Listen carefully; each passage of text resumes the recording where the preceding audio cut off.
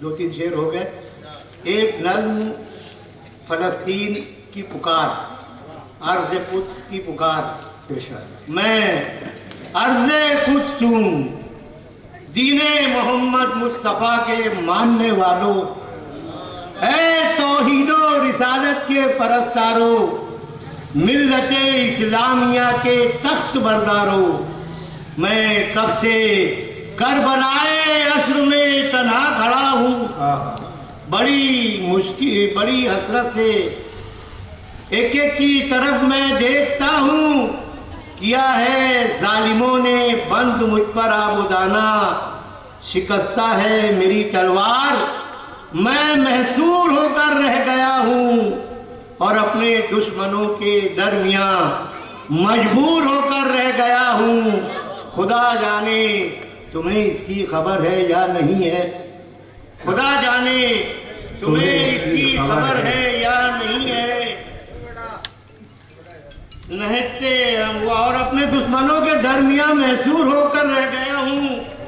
اکیلے پن پہ اپنے رو رہا ہوں اور اپنا مرثیہ خود پڑھ رہا ہوں.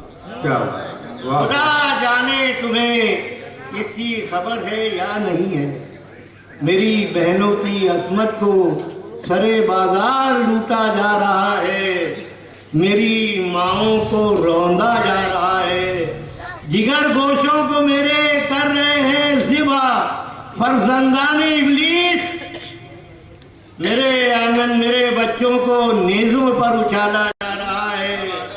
میرے آنگن میں مدت سے یہ ظلم و بربریت کا برہنہ ناچ جاری ہے کہ جس کو دیکھ کر شیطان پہ بھی لرزہ سا طاری ہے. میں کب سے اپنے فرزندوں کی میت پہ اکیلا رو رہا ہوں اور اپنا مرثیہ خود پڑھ رہا ہوں. مگر چپ ہیں سبھی اقوام عالم کے نمائندے، بزوم خود حقوق آدمیت کے علمدار. مفادوں میرے سب کلمہ گو بھائی بھی چپ ہے. مفاد و مصلحت نے کاٹ ڈالی ہے زباں جس کی غرض مندی کی زنجیروں میں سب جھگڑے ہوئے ہیں اور اپنے مغربی آقاؤں کی چوکھٹ پہ سجدے کر رہے ہیں.